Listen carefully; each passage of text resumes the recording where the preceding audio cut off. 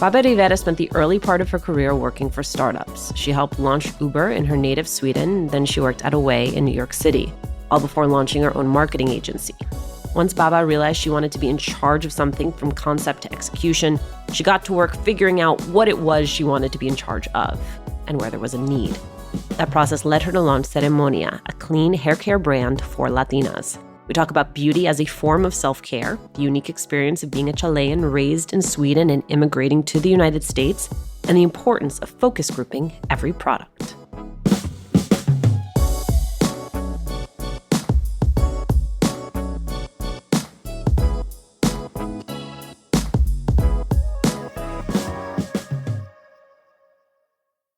Babba, my girls love you, so thank you so much for doing this. Oh, I'm so excited. Thanks for having me.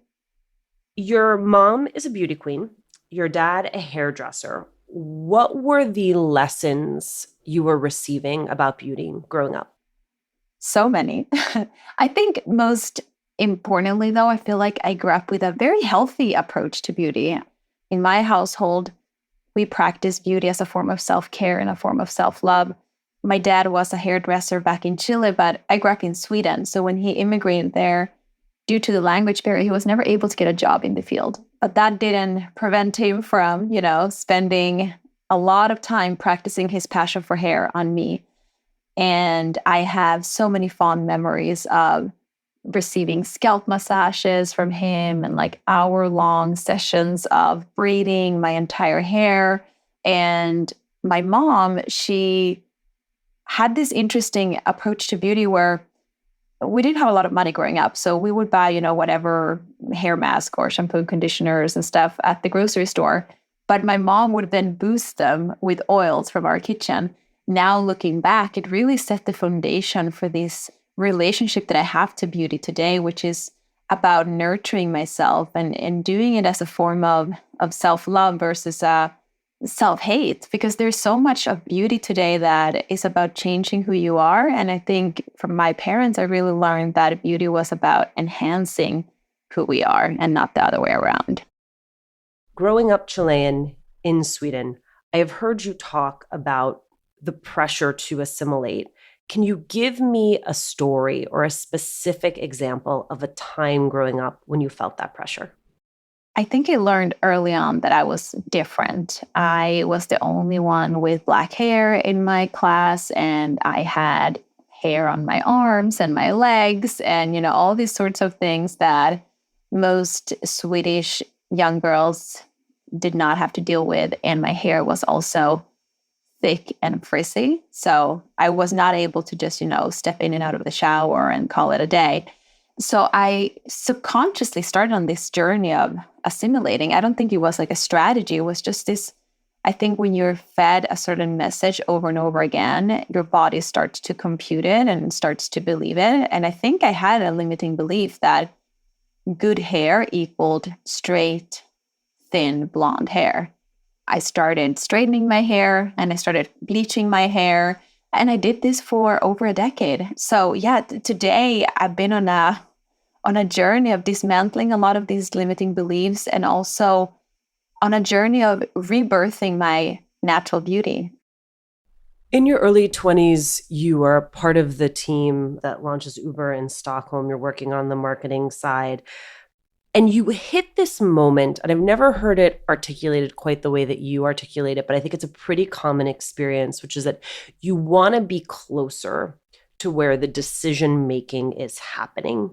What did it take to propel yourself from what was already a pretty successful career into that next phase where you could actually be in a position to be making decisions or at least be in proximity to the people who are making those decisions?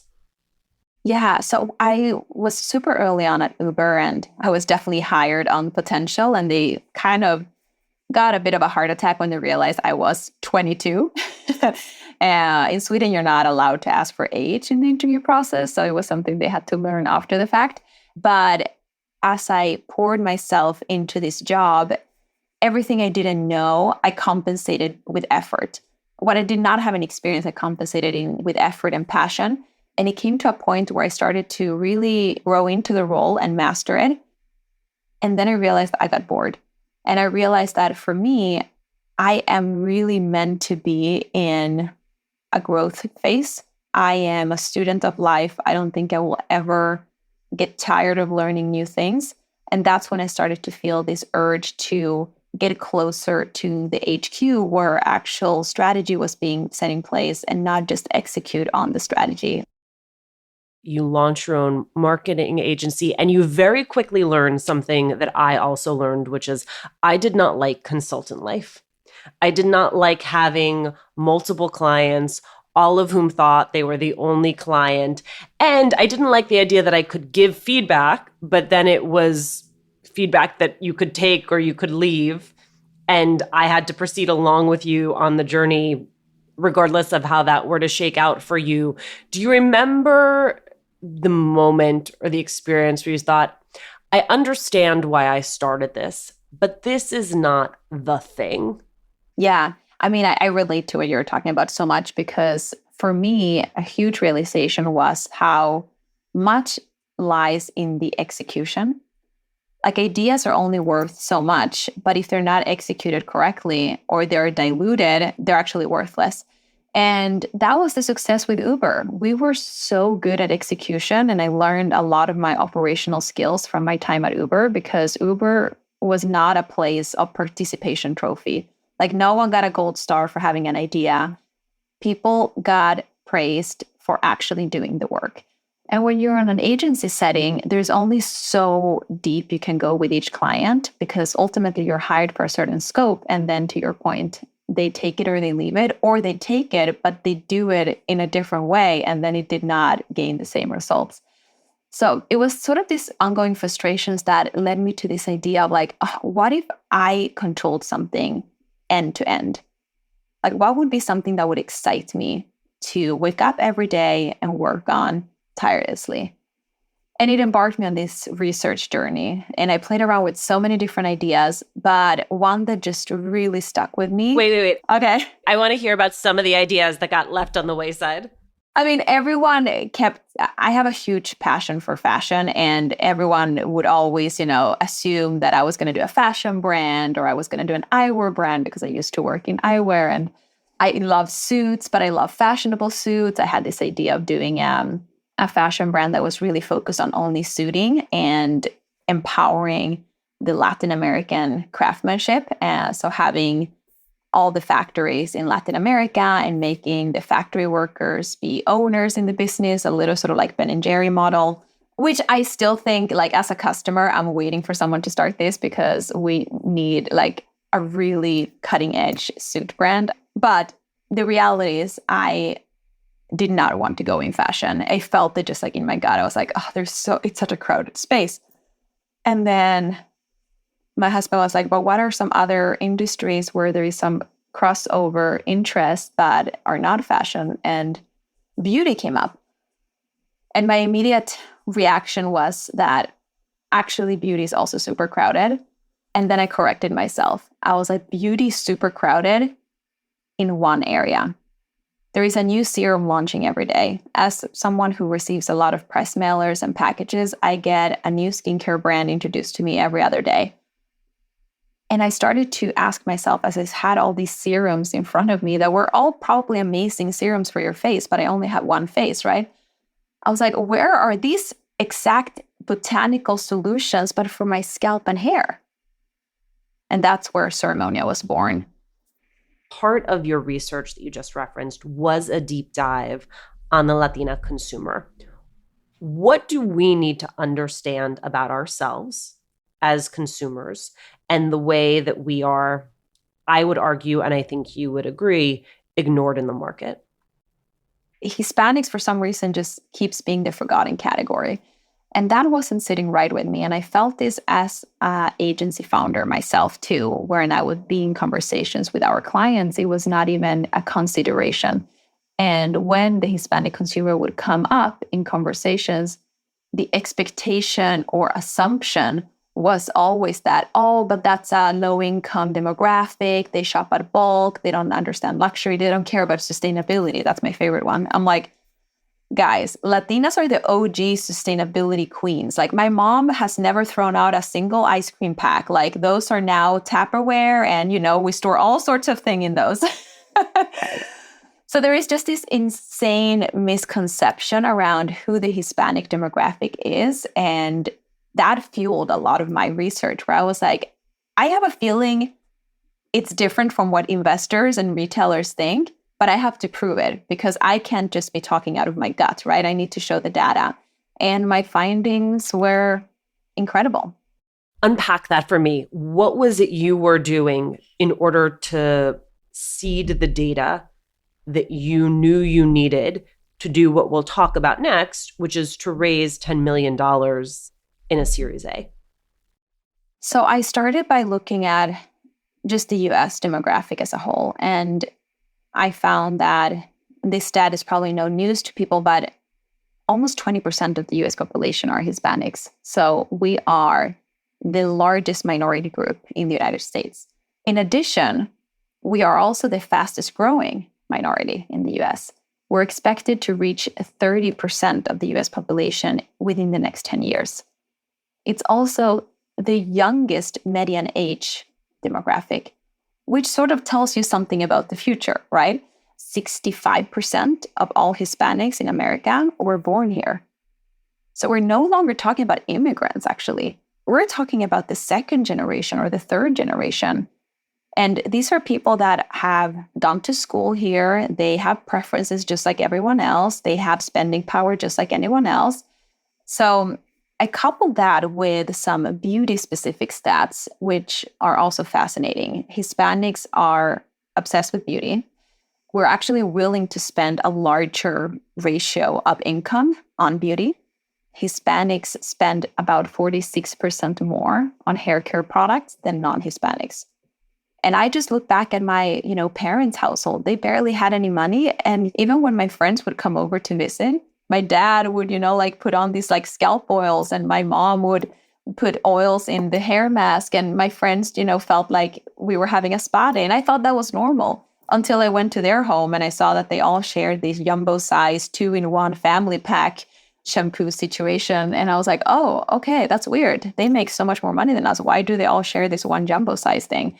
So the Hispanic demographic is super powerful in the beauty industry, and it's the biggest minority, fastest growing. This is the time. Talk about controlling something end to end. A big part of that is finding the funding for the thing you hope to control if you're not able to self-finance. What surprised you most in the course of raising your $10 million Series A? Lack of information. We are the fabric of this country. And somehow that has completely passed by most investors. Or they think they know, but they think it needs to live at CVS and be priced at $2. Or they think that because there is one brand already, that need has been covered. And I actually had a conversation with one investor where I asked him what car he drove. And he said, oh, a Mercedes. So why? And I was like, oh, is it because you have special needs? Is your body composition a very specific one that you need a Mercedes? And it's like, what do you mean? And I was like, this is what you're asking me about the Hispanic demographic. You're asking, why do they need a brand? I'm like, why do you need a Mercedes? Why can't you be in a Nissan? It's called preference. We have the right to have preferences, and we have the right to have more than one option on the shelf. And more importantly, we deserve to have shelf space that represents the fabric of the country. Your product is also so beautiful. It's like art on the shelf to me. You come at this not as someone who has expertise originally career-wise in beauty, but rather as someone who has expertise in marketing and in direct-to-consumer products. What then has the learning curve been at Ceremonia? Huge. And that's what I love about it. I feel like, so I'm only 32, but I feel like started over in my career so many times. I first built my career in the eyewear industry. And then I went to tech. What is that? A huge jump from eyewear. And I feel like in many ways I'm doing that again now. And what I'm realizing is that you have to have a self-awareness for the things that you don't know and know when to seek expert advice. So you have to apply a system thinking and applying learnings from one industry to another. And I think that's the most powerful thing you can do, because that's usually when you're able to innovate, when you bring a new perspective. And it's been quite difficult, to be honest, to hire for our brand, because as much as I value beauty expertise, I also found that there are some people that have only been in beauty and all they know is the one playbook that they learned at Estee Lauder in 1992. And that's pre-TikTok, Black Lives Matter, pre-pandemic. So channel expertise is important, but you also need to know when to apply it and when to forgo it in order to innovate. But I'm not telling you anything you don't know about the fact that while you have recognized this void in the market, there are others who have also recognized this void in the market, specifically hair care, and then hair care aimed at Latinas. Thus, part of it becomes not just the integrity of the product itself, the branding, but also the community then that supports the brand, that becomes integral to the work. How have you done the work of building community around the Ceremonia brand? Because the mission with Ceremonia has been to increase representation and really create a platform to share the richness of Latin culture with the world, I knew from the get-go that I needed Latinas around the table. So even before we had our first product, before we even had a name for the company, by the way, I started inviting Latinas into different focus groups. Fast forward to today, this is now a huge part of our product development and go-to-market strategy. Before we launch any product, we send early samples directly from our lab to our community of 350 community members. They give us feedback, they try them, they ask questions, we see sort of like results on them, we get their perception, and then they're part of iterating on the formula with us. And I think that's such an important part in the beauty industry that's been missing, because many times these products that are aimed to be targeted towards us Latinas had nothing to do with us behind the scenes. So for us, it's really been about bringing the community into the lab with us and make sure that we're creating the products that they want and need and making sure they're delivering the results that they're expecting. So smart. I love that so much. Thank you so much for taking the time to do this. Thank you so much. It was so inspiring, and I love all the work that you do.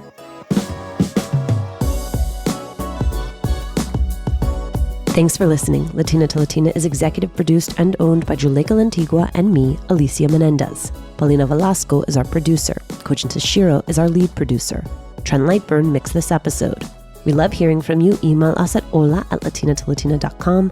Slide into our DMs on Instagram or tweet us at Latina to Latina. Check out our merchandise at latinatolatina.com/shop. And remember to subscribe or follow us on Radio Public, Apple Podcasts, Google Podcasts, Good Pods, wherever you're listening right now. Every time you share the podcast, every time you leave a review, you help us to grow as a community.